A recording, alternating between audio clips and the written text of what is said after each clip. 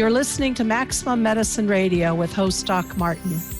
Stay tuned in or call in. You won't want to miss what's happening next. How do you step into your maximum potential?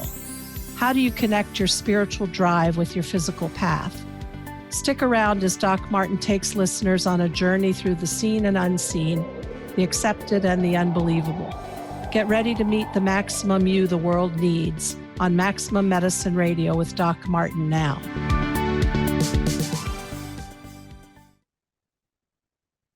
Hi, everybody. I'm Doc Martin, Maximum Medicine Radio, and I'm here with Emmanuel Itier, a filmmaker, a rock and music journalist, a film journalist. Emmanuel, all things media, I guess. Yeah, pretty much. Absolutely. It's really a passion of mine to be involved with everything that tells stories, and especially inspiring stories about us and how we can function better in this vast universe. And how we can change the world. Absolutely. And that starts with us. That starts with us trying to evolve and be more connected and, thinking a bit less about ourselves. I always say, it's not about me, myself, and I. It should be about me, myself, and we. That's how we evolve and how we connect. One of the things that I sort of study on the side is reading all about consciousness and the actual physics of it and the interdependent nature of it. And the more I learn, which is not very much, it's so obvious how connected we are. Every living being, not just humans.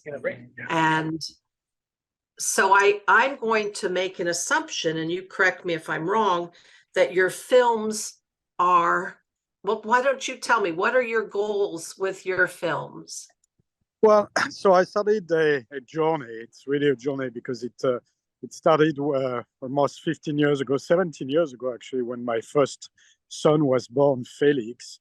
That time I was doing movies that were pretty, just boring and lame and very commercial in very simplistic ways.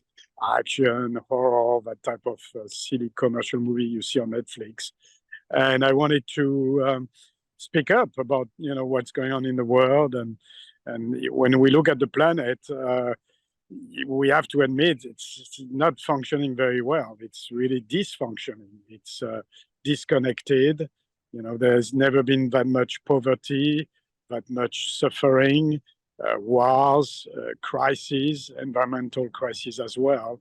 So I thought, well, are we doomed, or can we do something about it? And where does it come from? So I really embarked on a journey to try to not necessarily answer all the questions, but try to find some solution to better ourselves and better our planet. And that's what my movies are about. I think they are inspiring, they are transforming. I don't try to preach. I always try to say, listen, here are the issues. How can we fix it?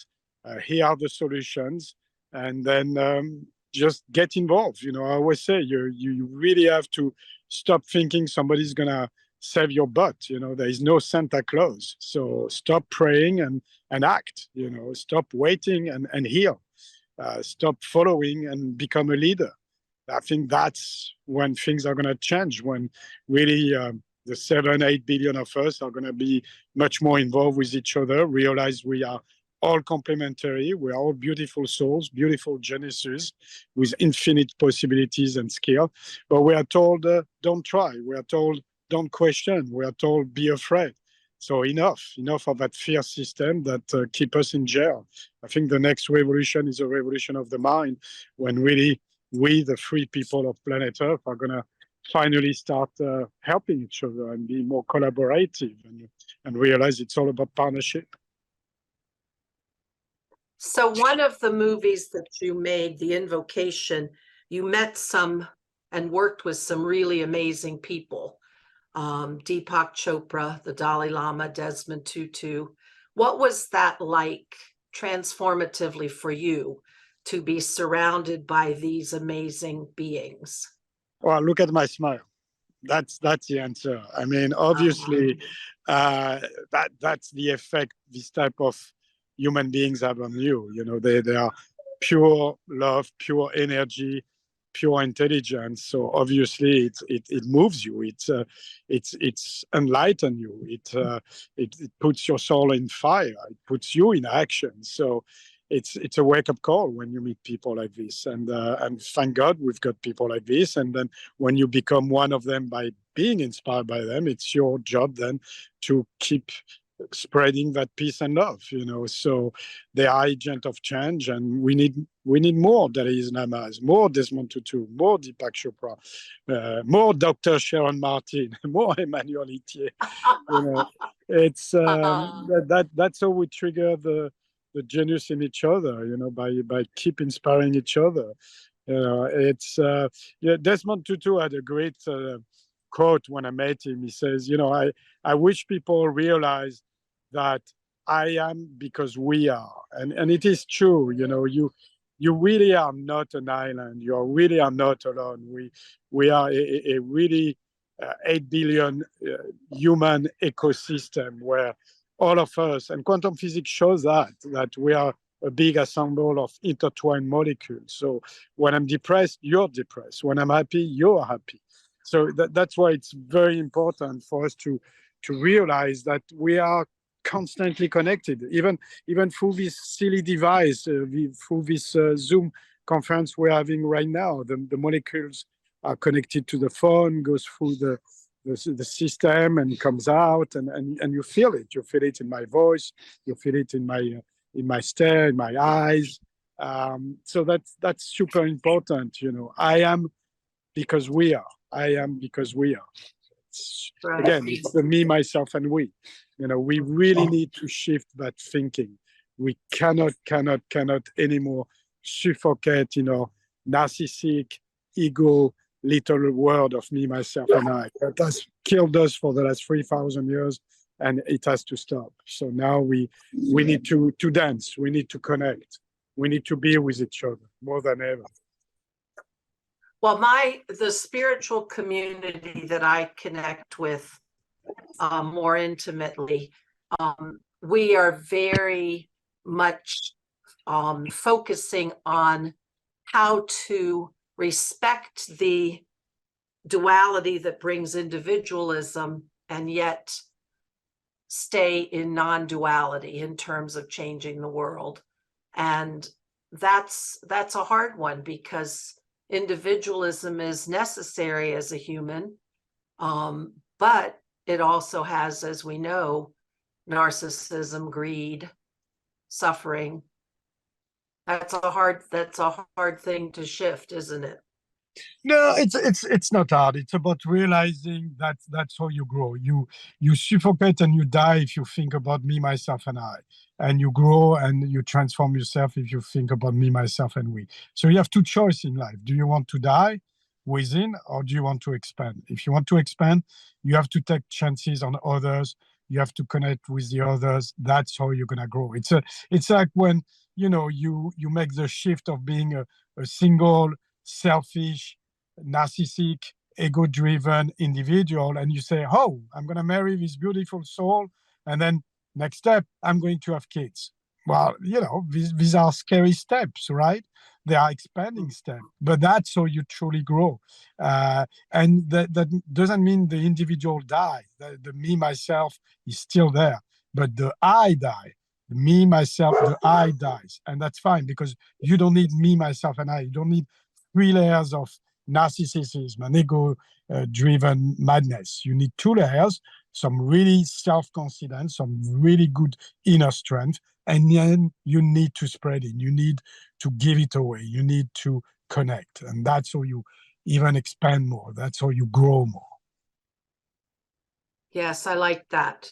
We're going to take a short break. And when I come back, I want to talk about how working in films can help change consensual reality.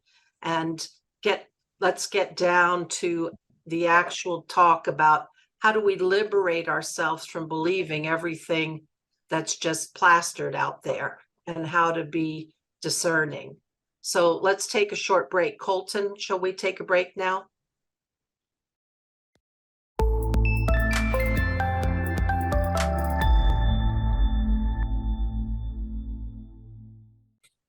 Hi, everybody. I'm Doc Martin. We're back. I'm here with Emmanuel Itier, and we're talking about mind enslavement. We're talking about how we get trapped in someone else's beliefs, and even the beliefs, what happens to us all the time, the way we've been conditioned by our parents, by our upbringing. And for me, Emmanuel, it's important, and it's why I wrote my book that's coming out, Maximize Your Healing Power. One of the things that I fight against every day for my patients is to help them believe something other than what is all around them. You know, how do you even believe something beyond the results of the X-ray? To get out of that enslavement of your own fears, by your own fears, and how to see a destiny that may not be the obvious one, and pick it and go for it. And so how are you doing that when you're making your films? How are you fighting the mind enslavement? Well, basically for me, when you do a documentary, whether it's on the notion of God or on women or on politics, all of these big topics that I've embarked on, I always try to collect as much information as I can. And it's really very broad. I always say to people, when I go to the gym in the morning or afternoon, I always try to look at CNN and at Fox. So I go from one side of the spectrum to the other. And when I conduct my documentaries, I interview people on any topic, I'm going to go pretty wide. I'm going to go with the really fake news people, with ultra-liberal, with the fanatics. And I want to collect information, and I want to listen, and I want to see what my mind thinks. I think don't underestimate yourself, your power of really being objective. You can do it. So it's okay to have been pre-programmed through your parenting, through your culture, your religion. We are all programmed at a certain point and manipulated when we are young, because we are told, listen, believe, and shut up. That's basically the three words that are used on us.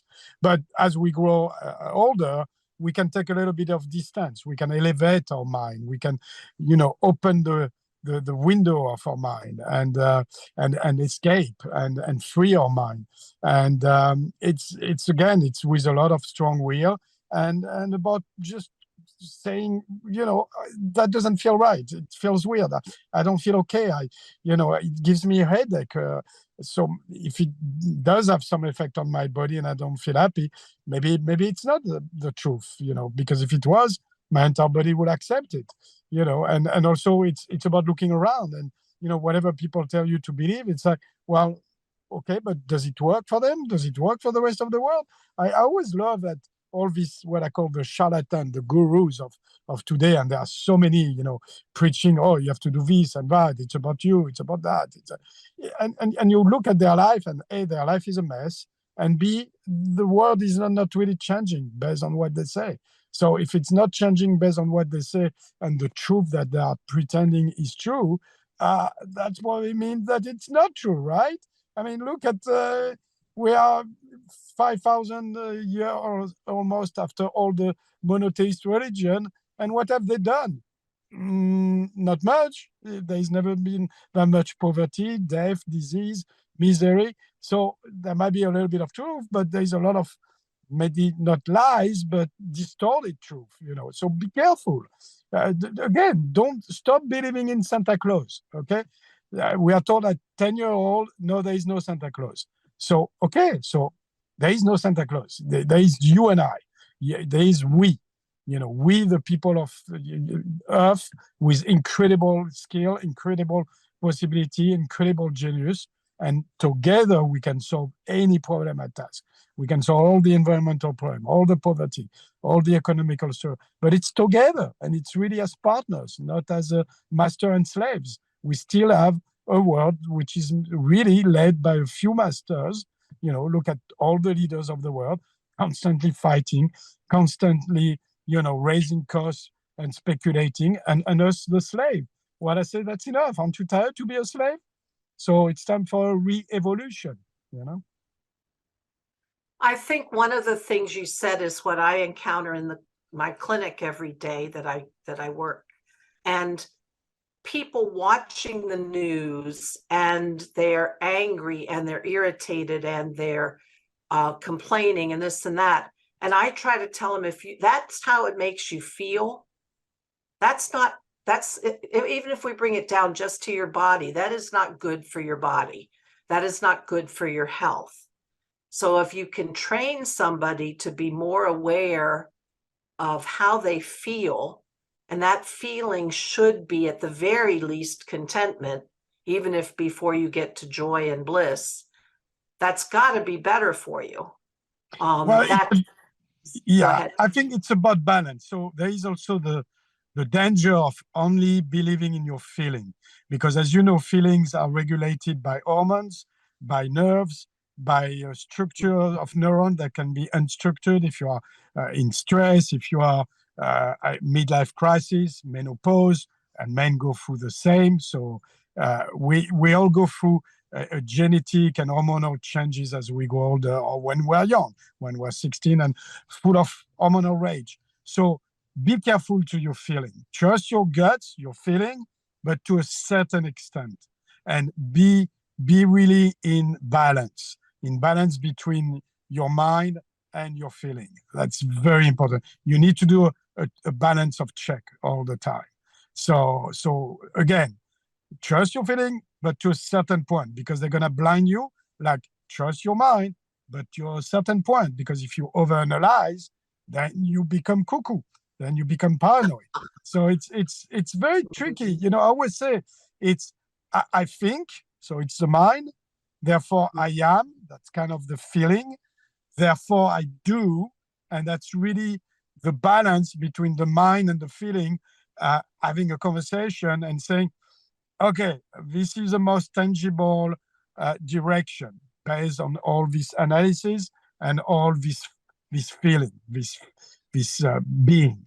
So again, it's in life, it's neither one thing. It's all of it. It's a combination of solution. It's a combination of elements. So don't think it's a simple path. It's not a simple path. The simple path is to go from A to B, but to go from A to B, it's a combination of various, feeling, thinking, adjustment, notes and bolts.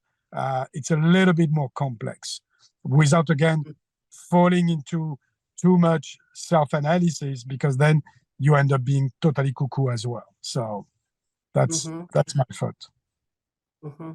So how do you personally sustain spiritually? Well, let's analyze the word spiritually, because nobody understands it. Spiritually come from spiritual come from espiritu, which is a Latin word that means the breath. So how do you survive spiritually? By breathing, and most people don't even do that. That's how you survive. Most people, they lack of oxygen for their mind, for their body. They are so stressed, or they do so many drugs, or they don't stop, or they stop too much. Again, it's balance. That's how you survive, by being in balance and check with yourself constantly, and by breathing.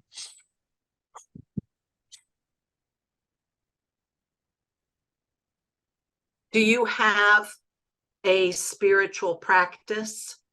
I just did it. Did you? Mm-hmm. I was thinking if breathing. Yes, go ahead. You met Desmond and the Dalai Lama. Did that make you meditate every day? So that's the interesting thing. Look, again, we are beyond people. Most people have a different spiritual practice, ritual, and it's all good. So why do you want to lock yourself in one path, in one spirituality, in one ritual? That's when your mind is going to get enslaved because your mind's going to get used to that practice and your mind's going to get comfortable. And when your mind is too comfortable, there is no more electricity in your brain. The reason we think and we create anything is because our brain is in constant agitation to a certain degree. Cannot be too much in constant agitation. So it's there also about balance between, being agitated and in peace. But for sure, if you do always the same thing every day, same ritual of yoga, praying, meditation, you're going to fall asleep. You're going to be enslaved. And when you're enslaved, it becomes very dangerous because you get disconnected from the others and you start looking at the other thinking, well, what's his problem or her problem? She's not meditating enough. She must be a bad person. Oh, look at him. He's not praying enough. He must be an heretic. So that's why I never chose a religion. That's why I never chose a spiritual path or a ritual. I think it's all good. And at the same time, it's all very dangerous if you fall into it. So I adapt, I evolve, I change. One day I'm a Christian. One day I'm a Muslim. One day I'm a Buddhist. One day I'm an atheist. One day I'm nothing. One day I pray. One day I meditate. One day I just talk. Why would you want to do always the same? One day I touch a crystal. One day I hate the crystal. Yeah, don't enslave your mind. Don't enslave your spirit. You are breath. You are air. You are oxygen. So keep breathing. Keep circulating. Keep surfing the universe. Never stop. Always embrace. Always transcend. That's ultimate freedom. That stimulation. Otherwise, you're right. We're stagnant. Exactly. You don't want to be a dormant lake. You want to be a constant fall, a fountain, water in evolving, boiling, exploding, then being at peace. If not, you die. You're just an inert surface. That's how you suffocate. So keep breathing and breathe, exhale, inhale, all type of path, all type of situation.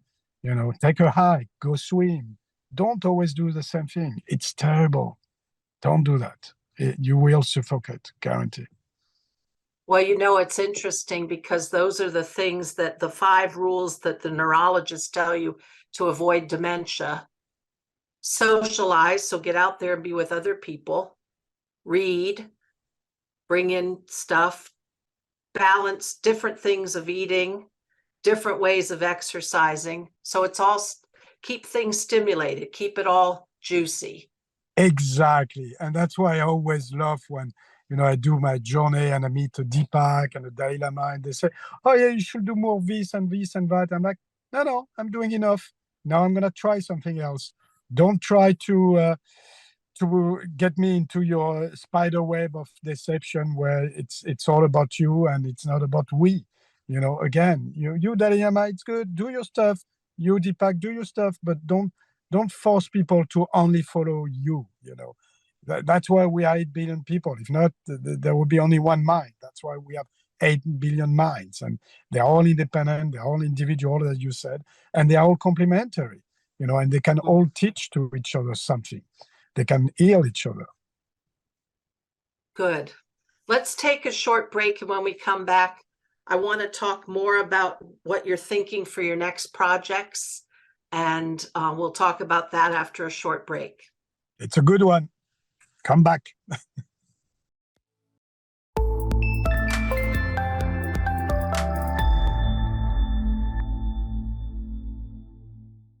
Hi, everybody. We're back. I'm Doc Martin on Maximum Medicine Radio, here with filmmaker Emmanuel Itier. And Emmanuel, tell us about your new venture. Tell us about. So, as we started to say, that I'm finishing right now a movie that we're going to talk about after, which is called H2O, The Intelligence of Water. But also, I just announced a movie that I think is going to be really transformative. It's called The Growth of Man. And it's kind of a companion movie for a documentary I did 10 years ago called Femme, Women Healing the World. And that movie that I did with Sharon Martin, who's my producing partner on many of his doc. It was a look at how women are transforming the world, and we sure saw within the last 30 years, 20 years, 10 years, especially the last 5 years, a lot of transformation. I think women are on the forefront of transformation, of leadership. So, but by doing that, we have caused good thing and bad thing. The good thing is obviously we needed to put back women in key position of power, in key position of equity and partnership, and realize that together with us, the men, we create life. But sometimes we went too far, and we started to think, oh, all men are Harvey Weinstein, all men are Epstein, and all these monsters, all men are Putin, and it's not true, so now men have a bad rep, I feel, and the growth of men is about that. It's about trying to really demystify the notion that all men are douchebags, and that really we need to take care of our men, because if we look at what's going on in the world, the degree, the extreme violence, it's because men are snapping every day. They are falling apart. They are committing suicide. They are shooting. They are bloodthirsty for war, for conquering, for destroying. So they snap, and the reason they snap is because they've been pushed away. And I think they, like little boys, they have an existentialist crisis. So they are in a midlife crisis. So I think we need to really help them. We need you women to really help them as well. So it's going to be a very important movie. Sharon Stone is on board to produce with me that movie again. And we're going to travel the world and talk to men who are, in this deep crisis, but also men who are, showing sign of leadership and of re-evolution to build a better world. So I'm very excited about this movie. I think it's going to be mind-changing, I hope.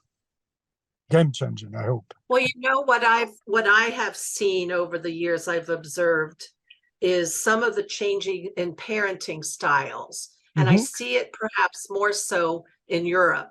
The men taking paternity leave, the men being the ones to go to the grocery, pushing the kids in the stroller. The things that when I grew up, the fathers never did. And those kinds of shifts in roles, the integration of the roles, especially within the family, I just always feel really good when I see that. And yes, to have and be ready for that. Yes, except the problem is a lot of women take that for a weakness, and they think that suddenly the men are not up to their game, and they are losing respect, and they take them for granted because suddenly the men become the women in a way. So a lot of women are turned into alpha males suddenly. So that's where the danger and the limitation of this role changing is. And that doesn't mean it needs balance. That's what it needs. It needs balance. It needs compassion. It needs both sides to realize you are both alpha and beta. You're both male and female. It depends of the situation. When you're parenting, for example, you can be both a little bit affirmative and a little bit sensitive. So it's not replacing one role by another. And I see too many times in couple that have a problem because suddenly the man is becoming oversensitive, is becoming over feminine in a way, and the woman is like, well, now I want to be the man. Now it's my turn to play. Now it's my turn to be naughty. Now it's my turn to show you who's in charge. Now it's my turn to make the money.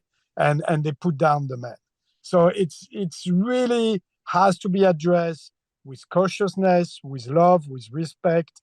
And again, at the end of the day, it has to be about balance. It has to be about partnership. It has to be about realizing nobody is in charge. We are in charge. We, the man and the woman in a couple. And it's not about one taking over the other like it was in the old days. And that's why we're paying the price, women today.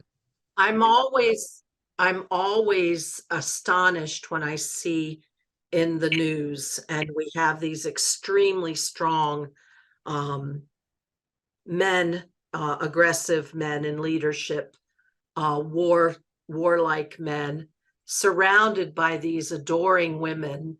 And when I think about the violence these men perpetrate in many ways, and having the women just be all gaga about their power, they love that power, and I'm always astonished how that can go on.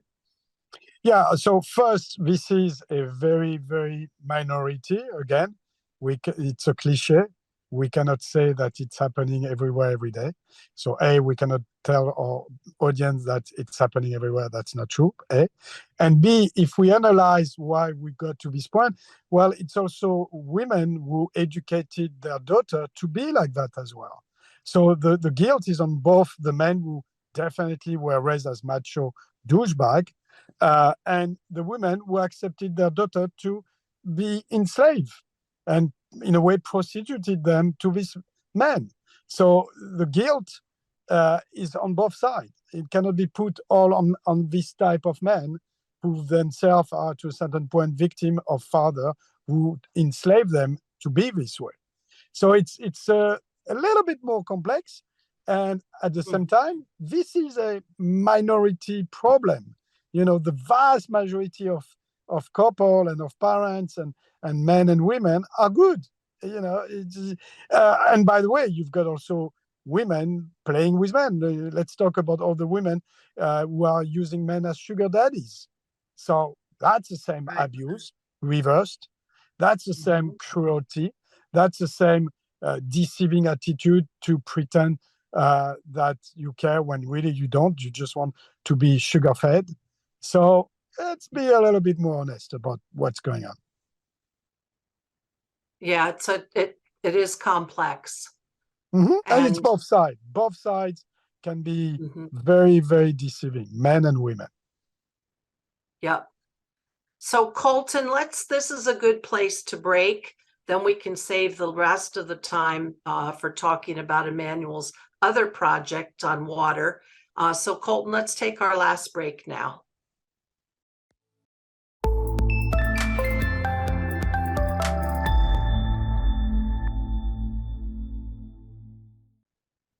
Hi, everybody. We're back for our last segment. I'm Doc Martin on Maximum Medicine.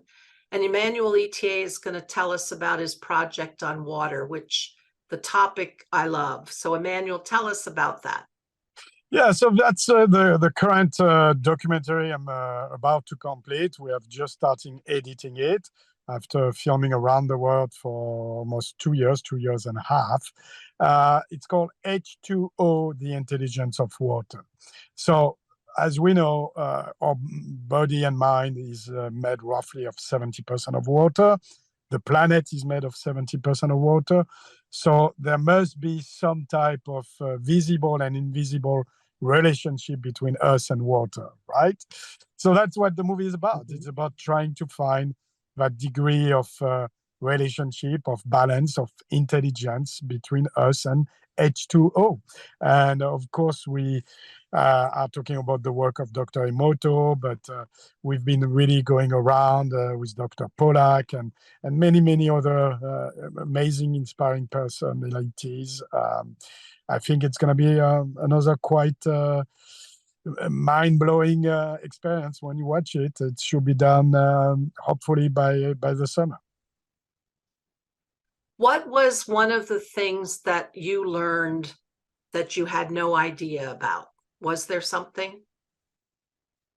Well, it's again how water is one of these elements that's shifting shape, you know, and form, and it's amazing, you know, the ice, the vapor, the liquid. I mean, and it makes me think in a way about us, you know, how we are constantly shifting and transforming. I mean, look at our body is evolving from a baby to an adult to old, and then we die. But does that mean it's gone? Probably not. You know, I mean, you know, Einstein said nothing is created, nothing is destroyed, everything is transformed. So the molecules, where does that go? Where does that mix with the rest of the molecules and the atoms in the universe? Is that God? who knows? I mean, everything is open for debate, for speculation. What is revealing to me is that, again, we have very few answers right now about where we come from, who we are, where we're going, what is there, what is that existence, life. It's fascinating to me, and that's what I do every time with any of the doc I embark on. And I'm a glutton to find out what's next, what's going on, because how can you be satisfied by this life right now, which is really a lot is in chaos. There is some joy, there is some happiness, thank God, but there is a lot of fixing to be done. So how do we fix it? Well, I think we fix it by questioning, and it doesn't mean that you destroy all the belief system. It just means that you are trying to fix it. You're trying to evolve. You're trying to say, okay, what is life? What is God? Is it a dude in the cloud that's making happiness and sadness, life and death? Probably not. And why would it be more dude than a dudette? so H2O, the intelligence of water, to be seen very soon on iTunes, hopefully Netflix, and everywhere else, Amazon and so on, which is, by the way, where you can see all my movies. Wonderful. What I like is consciousness affecting water, or water merging into consciousness. Did you have any realizations about that along the way? Again, I think, nobody has the answer to that question. If we had, we would be a little bit more aware at understanding what is consciousness. And obviously, we are totally clueless. We have no idea how that work, and that is consciousness. But how does that work?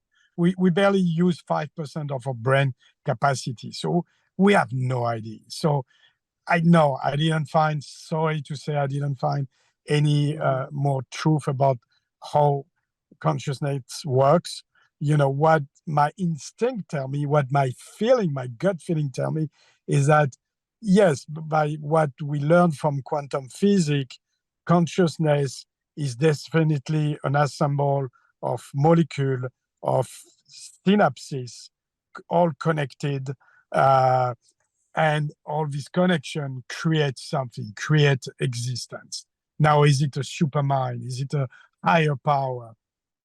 I think it's a little bit naive at this point to accept that, because again, if there was a Superman and a higher power and a bigger divine creature, one has to explain me why it's not working better. Why we are such in a crisis. So I think it's a little bit more complex. It has to be found. It has to be explored, studied, and maybe one day we will have some answer. Maybe. Let's keep looking. The journey is right there in front of us. Let's embrace it. And meanwhile, let's enjoy each other. Let's love. Let's not forget about here in this moment, in this present. So after you have an idea for the growth of man, what's coming? What other ideas are percolating around? Well, that takes a lot of my mind, and I'm a man that is married, so I put a lot of mind and effort in my wife, in my kids, 3 boys, in my other job. I'm a journalist. I consult for distribution. I do other production, even to make extra money right now because business is tough. I sell car on the side, so I don't really have the time to think beyond more than 1 or 2 movies at a time. I'm not that intelligent. I'm a very simple man with big dreams, but I'm a very simple man. And that humbleness keep me grounded, keep me in reality, keep me in check, keep me in the me, myself, but not falling into the I, but falling into love with the we. And I want to keep that. So I avoid trying to overthinking ahead of time. I think that's how you lose yourself. Mm-hmm. How long do you think your next project will take? By experience, all the projects take anywhere from 1.5 to 3-4 years. And the simple reason is because obviously you have many challenges. You have the challenge to find the money. You have which is, donation, equity investors, distributor buying sometimes some rights. So you have that challenge. You have the challenge of getting the list of people together that you want to interview and getting to them and having them give you some time. So you don't control that time. So, you think that getting to a Dalai Lama is easy? No, it took me 3 years to get to it. To get to Sharon Stone, same thing. It was a 2-year process. So it's totally unpredictable, but by experience, I've done 8 features now, 8 documentaries, feature documentaries. All of them took anywhere from 1.5 to 3-4 years. Mm-hmm. So we have a few minutes left. Do you have any thoughts for the listeners? Any wisdoms you've learned along the way? It's all about waking up. So stop believing in Santa Claus, wake up, stand up, claim your freedom. You're a free creature, full of peace, full of love, full of action. Just do that. Put your thoughts into action. The meaning of life is happiness. Happiness is about, I think, therefore I am, therefore I do. I think, see what you are all about, make a quick analysis of your skill, of your feeling and gut feeling, and then be that, digest, feel it, and then put it in action. If you do that, I think, therefore I am, therefore I do, you will be happy, because that happiness is giving a meaning to your life. That's the meaning of life. When you find your true purpose, what you are made for, how you connect with the other, how together we are building life and we're expanding and we're surfing the universe. So come with me, wake up, let's go surf the universe right now. I love you. Right now. Wonderful. Emmanuel, thank you so much for being with me tonight. It was wonderful to meet you in person after talking to you on email. And I really look forward to your next movies coming out. Thank you a million for what you bring to the planet. Well, thank you, Dr. Martin, and thank you to you as well, beautiful soul. Everybody has to read your upcoming book. I endorsed it and I support it. So thank you again for your show, for your time, and for your creation. All right. That's right. From my mind to my action. Exactly. All Much right. love. Take good care. You too. Thank you. Thank you, Colt. We'll finish up now. You've been listening to Maximum Medicine Radio with Doc Martin. Tune in next time while the doc talks health, spirituality, and the impact your beliefs have on every part of who you are, body and soul. Doc Martin unpacks the challenges we face as human beings and teaches callers to open the door between the scientific and the mystical. To learn more about Doc Martin and Maximum Medicine, visit www.sharonmartinmd.com.